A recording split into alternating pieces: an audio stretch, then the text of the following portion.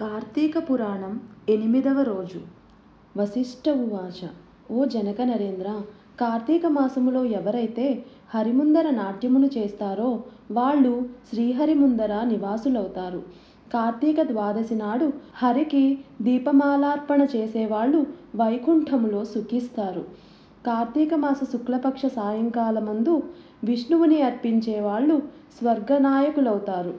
ఈ నెల రోజులు నియమముగా విష్ణువాలయానికి వెళ్ళి దైవదర్శనము చేసుకునే వాళ్ళు సాలోక్య మోక్షాన్ని అందుకుంటారు.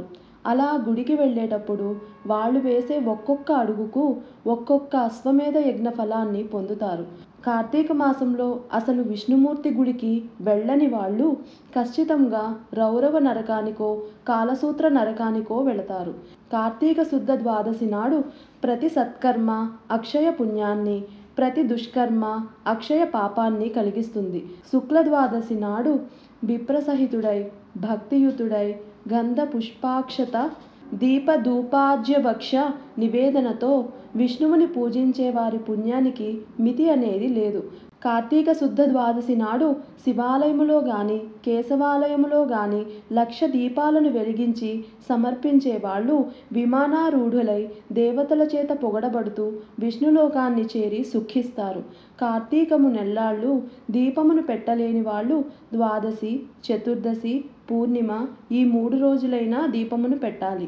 ఆవు నుండి పాలు పితికేందుకు పట్టేంత సమయమైనా దైవ సన్నిధిలో దీపమును వెలిగించిన వాళ్ళు పుణ్యాత్ములే అవుతారు.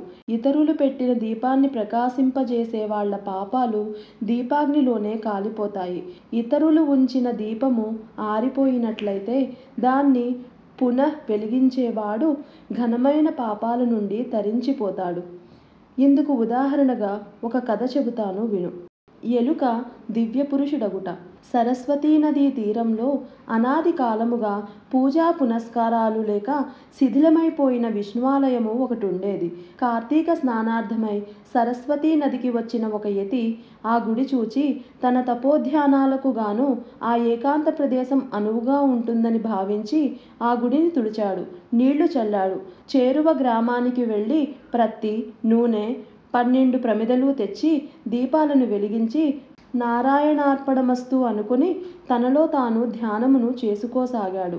ఈ యతి ప్రతిరోజు ఇలా చేస్తుండగా కార్తీక శుద్ధ ద్వాదశి నాటి రాత్రి బయట ఎక్కడా ఆహారం దొరకకపోవడం వలన ఆకలితో ఒక ఎలుక ఆ గుడిలోకి వచ్చి ఆహారాన్వేషణలో విష్ణు విగ్రహానికి ప్రదక్షిణముగా తిరిగి మెల్లగా దీపాల దగ్గరకు చేరినది. అప్పటికే ఒక ప్రమిదలో నూనె అయిపోవడం వలన ఆరిపోయిన వత్తి మాత్రమే ఉంది. తడిగా ఉన్న ఆ ఒత్తి నుంచి వచ్చే నూనె వాసనకు భ్రమసిన ఎలుక అదేదో ఆహారముగా భావించి ఆ ఒత్తిని నోట కరుచుకొని పక్కనే వెలుగుతున్న మరో దీపము వద్దకు వెళ్ళి పరిశీలించబోయింది. ఆ పరిశీలనలో అప్పటికే నూనె బాగా తడిసి ఉన్న ఆ ఆరిపోయిన ఒత్తి కొన వెలుగుతున్న ఒత్తి అగ్నికి సంపర్కమై ఉండడంతో ఎలుక దానిని వదిలివేసినది. అది ప్రమిదలో పడి 2 వత్తులు చక్కగా వెలగసాగాయి. రాజా, కార్తీక శుద్ధ ద్వాదశి నాడు విష్ణు సన్నిధిలో ఒక యతీంద్రుడు పెట్టిన దీపము ఆరిపోగా అదే విధముగా ఎలుక వలన పునః ప్రజ్వలితమై తన పూర్వ పుణ్యవసాన ఆ మూషికము ఆ రాత్రి ఆ గుడిలోనే విగతదేహి అయి దివ్యమైన పురుష శరీరాన్ని పొందడం జరిగింది. అప్పుడే ధ్యానములో నుండి లేచిన యతి ఆ పూర్వపురుషుణ్ణి చూసి ఎవరు నువ్వు, ఇక్కడికి ఎందుకొచ్చావు అని అడగడంతో ఆ అద్భుత పురుషుడు, ఓ యతీంద్ర, నేనొక ఎలుకను, కేవలం గడ్డి పరకల వంటి ఆహారంతో జీవించేవాడిని. అటువంటి నాకిప్పుడు దుర్లభమైన మోక్షము ఏ పుణ్యము వలన వచ్చిందో తెలియడం లేదు. పూర్వజన్మలో నేనెవరిని, ఏ పాపము వలన అలా ఎలుకనయ్యాను, ఏ పుణ్యము వలన ఈ దివ్యదేహమును పొందాను? తపస్సంపన్నుడవైన నువ్వే నన్ను సమాధానపరచగలిగేవాడివి. దయగలవాడివై వివరించు, నేను నీ శిష్యుణ్ణి అని అంజలి ఘటించి ప్రార్థించాడు. ఆ యతి తన జ్ఞాననేత్రముతో సర్వాన్ని దర్శించి ఇలా చెప్పసాగాడు. తిలసమేతముగా దానిపై నేతితో దీపాన్ని వెలిగించి విష్ణు అర్పణము చేసి పునః గుడిలోకి వెళ్ళి పురాణ కాలక్షేపము చేయసాగారు. అంతలోనే వారికి చటారావాలు వినిపించడంతో వెనుదిరిగి స్తంభదీపము వైపు చూశారు. వాళ్ళలా చూస్తుండగానే ఆ స్తంభంలో ఫటఫటా రావాలతో నిలువునా పగిలి నేలను పడిపోయింది.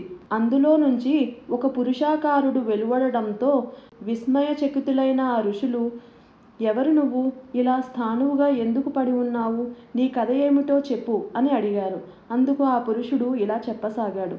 ఓ మునివరేణ్యులారా, నేను గతములో ఒక బ్రాహ్మణుడును అయినా వేదశాస్త్ర పాఠమును గాని హరికథా శ్రవణమును గాని క్షేత్రయాత్రాటనలను గాని చేసి ఎరుగను. అపరిమిత ఐశ్వర్యము వలన బ్రాహ్మణ ధర్మాన్ని వదిలి రాజునై పరిపాలన చేస్తూ దుష్టబుద్ధితో ప్రవర్తించేవాడిని. వేద పండితులు, ఆచారవంతులు, పుణ్యాత్ములు, ఉత్తములు అయిన బ్రాహ్మణులను నీచాసనాలపై కూర్చోపెట్టి నేను ఉన్నతాసనముపై కూర్చునేవాడిని. ఎవరికీ దానధర్మాలు చేసేవాణ్ణి కాదు. తప్పనిసరైనప్పుడు మాత్రం ఇంతిస్తాను అంతిస్తాను అని వాగ్దానం చేసేవాణ్ణే తప్ప ద్రవ్యాన్ని మాత్రం ఇచ్చేవాణ్ణి కాదు. దేవ బ్రాహ్మణ ద్రవ్యాలను స్వంతానికే ఖర్చు చేసుకునేవాడిని.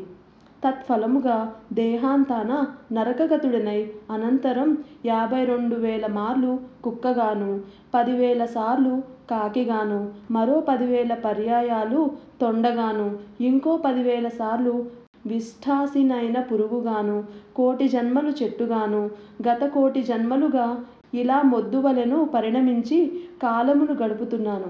ఇంతటి పాపినైన నాకు ఇప్పుడెందుకు విమోచనము కలిగిందో, ఈ విశేష పురుషాకృతి ఎలా వచ్చినదో సర్వజ్ఞులైన మీరే చెప్పాలి.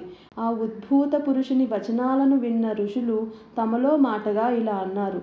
ఈ కార్తీక వ్రతఫలము యథార్థమైనది సుమా.